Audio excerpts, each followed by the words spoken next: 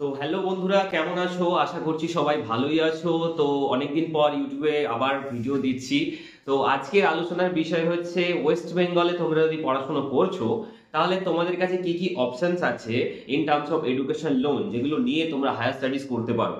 তো আজকে মেনলি আমরা দুটো স্কিম নিয়ে আলোচনা করব। একটা হচ্ছে West Bengal student credit card, যেটা আমাদের রাজ্য সরকারের তরফ থেকে দেওয়া হচ্ছে 2021 থেকে।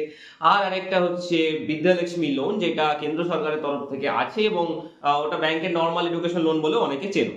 তো আজকে আমরা এদের ডিটেলসে মানে বিস্তারিত তুলনা করব, কত ইন্টারেস্ট রেট লাগে, সাবসিডির বিষয় কি আছে, কোথায় কি ধরনের এলিজিবিলিটি ক্রাইটেরিয়া আছে, কি কি ডকুমেন্টস লাগে অ্যাপ্লিকেশন করতে, কিভাবে অ্যাপ্লিকেশন করবে, এই সমস্ত কিছু আজকের এই ভিডিওটাতে আলোচনা করব। তো ভিডিওটা একদম মিস করবে না। ভিডিও যদি ভালো লাগে তো অবশ্যই লাইক করবে। যদি ভিডিও থেকে কোনো হেল্পফুল ইনফরমেশন পাও অবশ্যই তোমার বন্ধুকে ভিডিওটা শেয়ার করো, যাতে সেও এই ইনফরমেশনটা জানতে পারে। তো চলো আজকে বেশি কথা না বাড়িয়ে আজকের ভিডিওটা এক্ষুনি শুরু করছি। তো ভিডিওর শুরুতেই একটা ডাউট আমি তোমাদের ক্লিয়ার করে দিতে চাই। অনেকে আমাকে কোয়েশ্চেন করে আসছো দীর্ঘদিন ধরে, কি দাদা অ্যাডমিশন নেওয়ার পূর্বে আমি কি কোনো এডুকেশন লোন অ্যাপ্লাই করতে পারবো? তো তাদের উদ্দেশ্যে বলে দিই যে দেখো, এডুকেশন লোন সেটা স্টুডেন্ট ক্রেডিট কার্ড হোক আর বিদ্যালক্ষ্মী হোক, তোমাকে কিন্তু আগে কলেজে অ্যাডমিশন নিতে হবে এবং কলেজ থেকে প্রপার ডকুমেন্টস আনতে হবে। অ্যাডমিশন যে নিয়েছো তার রসিদ দিতে হবে, মানি রিসিপ্ট বলতে পারো, কত তোমার কোর্স ফিস টোটাল, সেই ফি স্ট্রাকচারটা জমা দিতে হতে পারে। তাছাড়া বিভিন্ন ব্যাংকে কিন্তু তোমার অ্যাডমিশন লেটার, বা ধরো তুমি যদি কোনো এন্ট্রান্স এক্সাম দিয়েছো তার রেজাল্ট বা সিট অ্যালটমেন্টের সমস্ত কাগজপত্র, এই সমস্ত জিনিস কিন্তু চাইতে পারে। তো অ্যাডমিশন নেওয়াটা বাধ্যতামূলক যে কোনো এডুকেশন লোনে আবেদন করার আগে। কেউ এটা ভাববে না কি আমি আগে এডুকেশন লোন থেকে টাকা পেয়ে যাব, দেন আমি আবেদন করব বাকি টাকাটাও পেয়ে যাবো, এমনটা কিন্তু হয় না। হ্যাঁ, এটা হতে পারে কি তুমি যে টাকাটা ফার্স্টে দিয়ে দিয়েছো সেটা কোনো ব্যাংক চাইলে, মানে চাইলে নট কিন্তু মানে নেসেসারি যে তোমাকে দেবে, চাইলে কিন্তু তোমাকে অ্যাজ এ রিইম্বার্সমেন্ট ফেরত দিতে পারে, কিন্তু সেটা লোন হিসেবেই তোমার কাছে আসবে, সেটা রিপেমেন্টও করতে হবে, সেটা শুধু তোমাকে দিতে হবে। তো এটা তোমাদের আমি ক্লিয়ার করে দিলাম, কারণ আমি বিগত 2-3 বছর ধরে যখন ভিডিও বানাচ্ছি স্টুডেন্ট ক্রেডিট কার্ড নিয়ে, সবাই এই কোয়েশ্চেনটা আমাকে অনেকে করে থাকে, বিশেষ করে যাদের ফাইন্যান্সিয়াল কন্ডিশন খুব একটা ভালো নয়। বাট আমার মনে হয় তোমাদের জিনিসটা প্রথমেই ক্লিয়ার করে দেওয়া উচিত। তো কি কি অপশনস আছে ওয়েস্ট বেঙ্গলে? দুটো অপশন মেনলি আছে আমাদের কাছে, West Bengal student credit card আর একটা হচ্ছে বিদ্যালক্ষ্মী। তো West Bengal student credit card যেটা আছে, এটা আমাদের রাজ্য সরকার অর্থাৎ আমাদের মুখ্যমন্ত্রী তিনি এটা উদ্বোধন করেন। এখানে মেন সুবিধা হচ্ছে যে এখানে কোনো গ্যারান্টি জমা, মানে কোনো কিছু কাগজপত্র বা কোনো তোমার বাড়ির দলিল এই সমস্ত কিছু জমা রাখতে হয় না। সাধারণ ঘরে যদি তোমরা ছেলে মেয়ে হও তাও পাবে, বাবা যদি চাষিবাসী হন বা সেলফ এমপ্লয়েড হন, বা অনেকের আছে ডেইলি ওয়ার্কার যাদের বাবা মায়েরা আছেন, তো তারাও কিন্তু এই লোনটা পেতে পারে এবং অনেক আবেদন হচ্ছে। আমি অনলাইন অ্যাপ্লিকেশন করি, তোমরা নিশ্চয়ই জানো বিষয়টা। তো তোমরা পেতে পারো, কিন্তু বিদ্যালক্ষ্মী লোনের ক্ষেত্রে কিন্তু অনেক ধরনের ক্রাইটেরিয়া থাকে, কি মিনিমাম ইনকাম এত হতে হবে, না হলে হবে না, সরকারি একটা চাকরি চাই বা কিছু একটা চাই, এরকম একটা জিনিস ছিল এবং সেইটাকে সমাধান করার জন্যই কিন্তু West Bengal student credit card স্কিমটা চালু হয়েছে। তো রেট অফ ইন্টারেস্ট কার কত একটু জেনে নেওয়া যাক।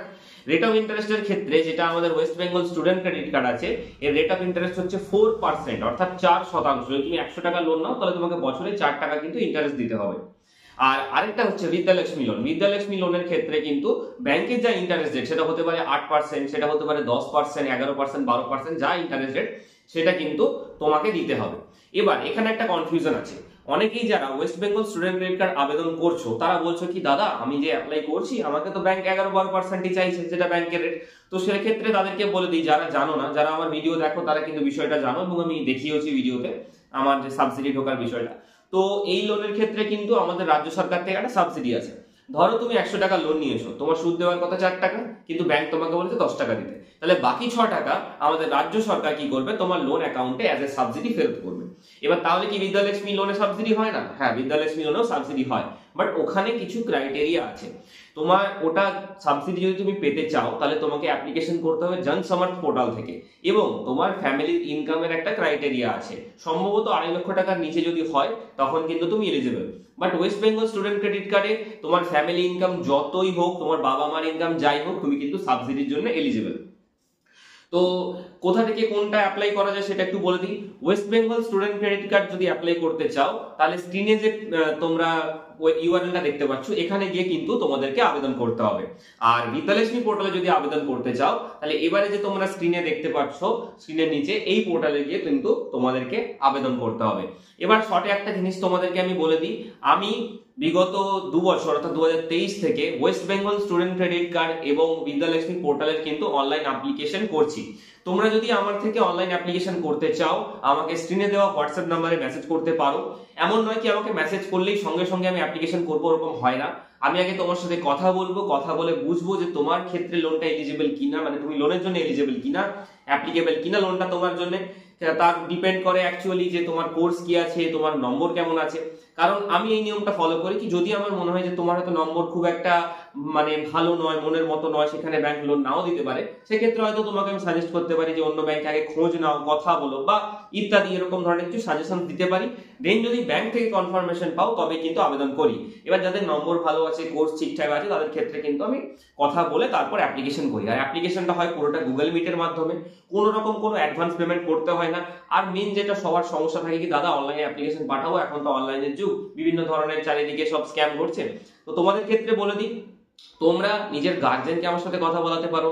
তোমাদের গার্জেন গুগল মিটে জয়েন করতে পারেন, তিনি দেখতে পারেন যে কিভাবে কাজটা হচ্ছে। এবং সব থেকে বড় কথা যেটা ডকুমেন্টস তুমি আগে থেকে নাই পাঠাতে পারো, গুগল মিটে জয়েন করবো, স্ক্রিন শেয়ার থাকবে, যে সিস্টেমটা দেখতে পাচ্ছ আমি এখানে বসে অ্যাকচুয়ালি কাজ করি, স্ক্রিন শেয়ার থাকবে, তোমরা সেখানে আমাকে ডকুমেন্টস পাঠাবে, দেখতে পাবে পুরো যে দাদা কোথায় ডাউনলোড করলো, কোথায় কি করলো, কোথায় আপলোড করলো, এবং সঙ্গে সঙ্গে আমি অ্যাপ্লিকেশন হওয়ার সাথে সাথে সমস্ত কিন্তু ডকুমেন্টস ডিলিট করে দিই। তো সেগুলো তোমাদের সামনেই করে দেবো, তাহলে কোনো অসুবিধা থাকবে না। এবং কোনো অ্যাডভান্স পেমেন্টের ঝামেলা নেই, মাত্র 139 টাকায় অনলাইন অ্যাপ্লিকেশন করে নিতে পারবে বাড়িতে বসে। এবং সব থেকে বড় কথা, এই যে আমাকে এখন ইউটিউবে দেখতে পাচ্ছ, আমি তোমাদেরকে হেল্প করছি, ইনফরমেশন দিচ্ছি, যখন তুমি আমার থেকে ফর্ম ফিল আপ করাবে এমন নয় কি তখনই আমার দায়িত্ব শেষ। তারপরেও যদি তোমার কোনো ইনফরমেশন লাগে, দাদা ব্যাংকে গেছি আমি বুঝতে পারছি না, ব্যাংকে এই কথাটা বলেছে, ব্যাংক থেকে এই কাগজটা দিয়েছে আমাকে পূরণ করতে, আমি বুঝতে পারছি না, তো সেই সমস্ত গুলো ফিল আপ করে দেওয়া বা সেই সমস্ত জিনিসগুলোকে তোমাকে হেল্প করে দেওয়া কিন্তু ওই 139 টাকার মধ্যে ইনক্লুড আছে। আমার সাথে কথা বলার জন্য বা আমার থেকে সাহায্য নেওয়ার জন্য কাউকে কোনো টাকা দিতে হয় না।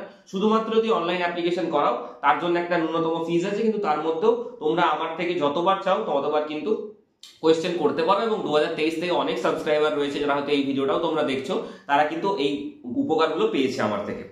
তো কি কি ডকুমেন্টস লাগে সেটা একটু জেনে নেওয়া যাক। আচ্ছা, West Bengal student credit card যেটা আছে, সেখানে আবেদন করতে গেলে সাধারণত লাগে তোমার এক কপি ছবি, তোমার বাবার ছবি। এবার বাবার ক্ষেত্রে বললাম কারণ বাবাকে যদি কোবরার রাখো, যদি মাকে রাখো তাহলে মায়ের ছবি, অর্থাৎ পেরেন্টের একটা ছবি লাগবে। তোমার সিগনেচার, তোমার বাবার সিগনেচার, তোমার আধার কার্ডের ফটো, তোমার বাবার আধার কার্ডের ফটো, তোমার প্যান কার্ডের ফটো, তোমার বাবার প্যান কার্ডের ফটো, তোমার যে লাস্ট এক্সাম দিয়েছো সেটা এইচএস হতে পারে বা কোনো যদি তোমার গ্র্যাজুয়েশন বা কোনো ডিপ্লোমা করা আছে তো সেটা হতে পারে, সেইটা লাগে। তার সাথে অ্যাডমিশন যে তুমি নিয়েছো সেই অ্যাডমিশনের রসিদটা লাগবে। এবং ফি স্ট্রাকচার, যে তুমি যে বর্তমান যে কোর্সের জন্য লোনটা নিচ্ছ তার ফিস কিরকম আছে, কখন কত টাকা ফিস কিন্তু তোমাকে কলেজে পাঠাতে হবে। এবার আসা যাক বিদ্যালক্ষ্মী পোর্টালের ক্ষেত্রে কি কি ডকুমেন্টস লাগে। বিদ্যালক্ষ্মী পোর্টালটা একটু কনফিউজিং, ওখানে অনেক ডকুমেন্টস চাওয়া হয়, কিন্তু যে যে ডকুমেন্টস গুলো লাগে মেনলি সবার ক্ষেত্রে অ্যাপ্লিকেবল হয়, কিন্তু ম্যাক্সিমাম 95% কেসে এই ডকুমেন্টস গুলোই লাগে। তোমার এক কপি ছবি, তোমার কো বরোয়ার বা কো অ্যাপ্লিকেন্ট বা আমি শর্টে বলছি তোমার বাবার এক কপি ছবি, তুমি যে কলেজে অ্যাডমিশন নিয়েছো সেই অ্যাডমিশনের রসিদ, ফি স্ট্রাকচার, আর এবং তুমি যে লাস্ট যে পরীক্ষাটি দিয়েছো যদি পাস করে তুমি এখন যেতে চাইছো, সেটা এইচএস হতে পারে, কোনো গ্র্যাজুয়েশন হতে পারে বা ডিপ্লোমা হতে পারে, তার মার্কশিট, এই সমস্ত কিছু লাগে। তো এই হচ্ছে বিষয়। এবং হেল্পলাইন নম্বরগুলো আমি স্ক্রিনে দেখিয়ে দিচ্ছি, যেটা তোমরা দেখতে পাচ্ছ কি, একটা হচ্ছে ওয়েস্ট বেঙ্গল স্টুডেন্ট ক্রেডিট কার্ডের হেল্পলাইন নাম্বার, যদি তোমাদের কোনো অসুবিধা হয় এই হেল্পলাইন নাম্বারে আর তার নিচে দেওয়া ইমেল আইডি গুলোতে তোমরা যোগাযোগ করতে পারো। আর আরেক সাইডে তোমরা দেখতে পাচ্ছ কি, বিদ্যালক্ষ্মী পোর্টালে যদি তোমাদের কোনো সমস্যা থাকে সেক্ষেত্রে এই হেল্পলাইন নাম্বারে এবং এই ইমেল আইডিতে কিন্তু তোমরা যোগাযোগ করতে পারো। এবার মেন ব্যাপারটা কি, আমরা যেহেতু পশ্চিমবঙ্গে বসবাস করছি, তো পশ্চিমবঙ্গের জন্য কোনটা বেস্ট হবে। তো যারা আমাকে অনেকদিন ধরে ফলো করছো তারা জানো কি আমি নিজে West Bengal student credit card নিয়ে পড়াশোনা করেছি এবং আমার পড়াশোনা কমপ্লিট হয়ে গেছে।